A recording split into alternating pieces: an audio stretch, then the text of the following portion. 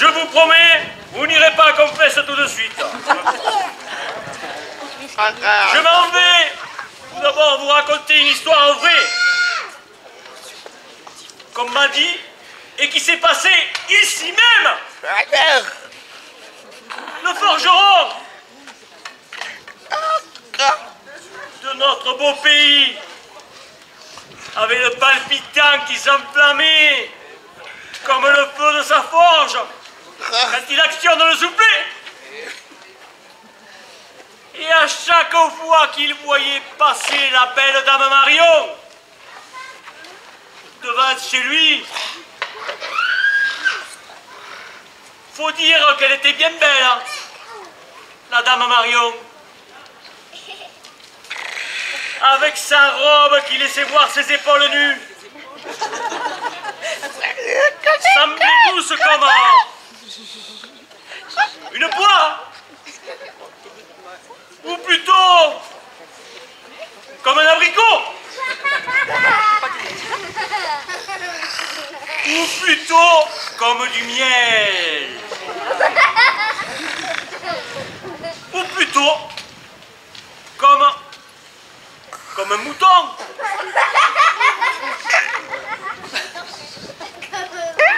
Non, ce n'est pas vraiment ça. Tous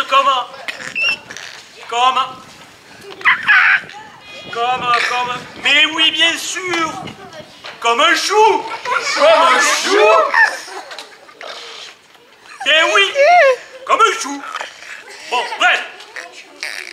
Le forgeron rêvait de pouvoir caresser ses épaules.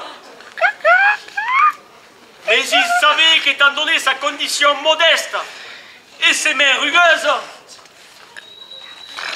comme des coudes, des genoux, ou comme des coucougnettes d'un vieux bout. Il suffit. On l'a compris.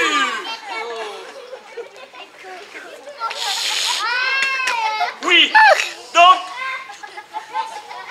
il savait qu'elle refuserait, ne serait-ce que de se laisser s'approcher d'elle. Un jour qu'il s'était donné un vilain coup de marteau sur les doigts, il alla chez le médecin, qui le trouva bien triste. Manon, je te soigne la main, mais je vois que c'est ton cœur qui a mal. Ben, allez, je suis amoureux de la belle Marion, et je n'ose l'approcher. Et ses épaules, qui semblent dire à mes mains de venir les caresser, et c'est impossible, hein? Impossible n'est pas un mot de chez nous. Je peux arranger ça car tu me fais bien de la peine. Mais il t'en coûtera 10 sous, une chèvre et 2 brebis. Le forgeron accepta. Ainsi, le médecin qui fournissait Dame Marion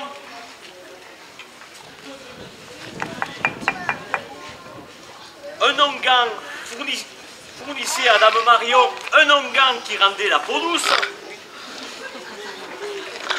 fabriqua une lotion grattante et en versa un peu dans le pot d'onguent. Le lendemain, Marion vint chercher son onguent et en appliqua sur ses jolies épaules. Quelques minutes plus tard, prise de démangeaison, elle revint chez le médecin. Celui-ci lui indiqua que seule une main rugueuse caressant sa peau pendant une demi-heure pourrait la guérir de ses démangeaisons. Mais où vais-je trouver une paire de mains rugueuses? Hier, j'ai soigné le forgeron qui s'était donné un coup de maillet sur les mains. Et je peux vous dire que ses mains sont les plus rugueuses que je n'ai jamais soignées. Le forgeron? Des mains rugueuses comme... pour mes épaules douces comme... Ah, jamais de la vie. bien à votre guise. Allez donc voir le berger. Il est bel homme. Et il a les mains rugueuses? Non, mais il a un bouc. On fit venir le forgeron et il s'exécuta pour son plus grand plaisir. Et le médecin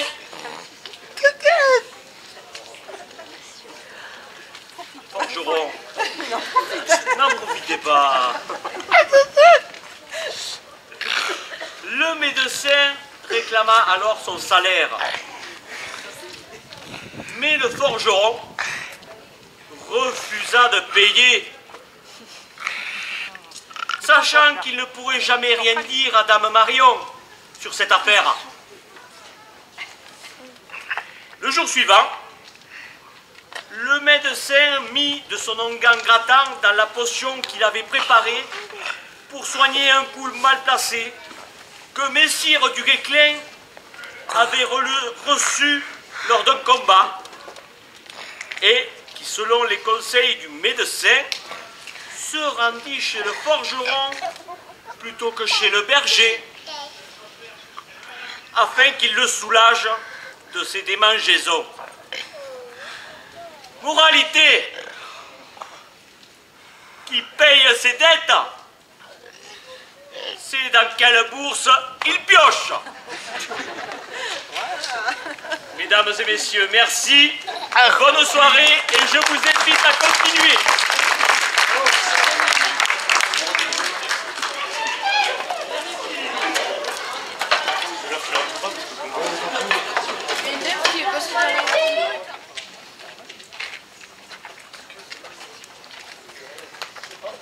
Ah, diantre, je m'épate. Ah, je reviens pas moi-même. Pour un bel ouvrage, c'est un bel ouvrage. Hein. J'avais prévu de l'offrir à ma meilleure comparse Agathe, mais je crois que je vais le garder pour moi. Non, mais c'est pas gentil. Ce qui est dit est dit. Je referai un autre pour moi. Ah, il me tardait de voir sa tête quand elle va le voir. Je connais bien ses goûts. Tiens, Gertrude, tu vas bien? Eh, très bien, toi? Parfaitement bien. Les nouvelles sont bonnes? Ben, en parlant de ça, je viens de croiser la femme de Jules. Dis donc, qu'est-ce qu'elle a grossi! Le mariage ne lui vaut rien. J'ai peur qu'elle aille voir ailleurs, si tu vois ce que je veux dire. Jules est allé voir ailleurs? Mais non, je dis ça comme ça, façon de parler, quoi. Tu vois ce que je veux dire, hein? Mais pourquoi tu me parles de Jules? Dis donc, qu'est-ce que c'est moche que tu fais là? De quoi tu parles? Ben, de ce que tu fais. Franchement, si tu portes ça un jour, faut pas s'attendre à ce que tu trouves un mari. Et heureusement que ton ancien mari est mort. Lui, il serait forcément allé voir ailleurs. Comme Jules, quoi. Tu as vu les couleurs? C'est pas pour toi, hein, dis. Ben, je comptais l'offrir à quelqu'un. Ben, c'est quelqu'un, tu dois le haïr profondément. C'est pour te venger. Avis, j'ai trouvé.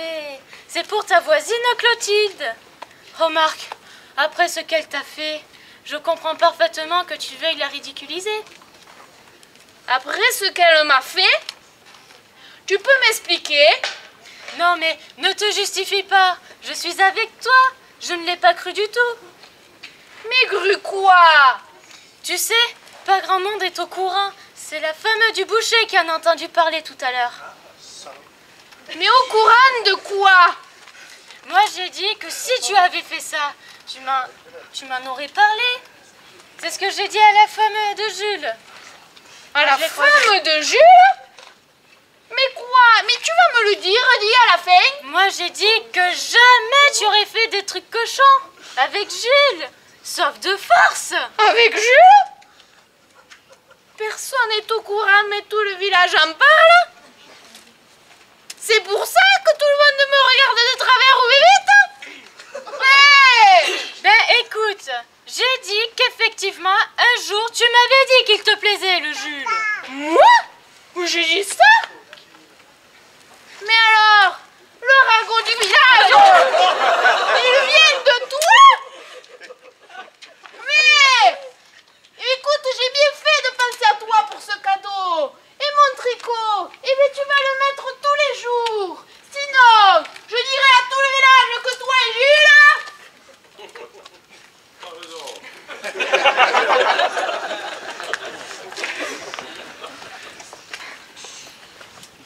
Eh Baudouin, il paraît que tu as rencontré une bande d'anglais.